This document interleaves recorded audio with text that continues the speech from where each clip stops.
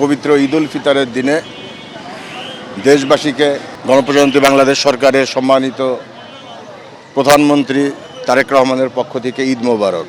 পবিত্র ঈদ উল ফিতরের দিন দুস্থ নিপীড়িত গরিব মানুষের ভিতরে সকাল থেকে নামাজের পর আনন্দ ভাগাভাগি করে নেওয়ার জন্য তাদের জন্য খাদ্য বিতরণ করছি।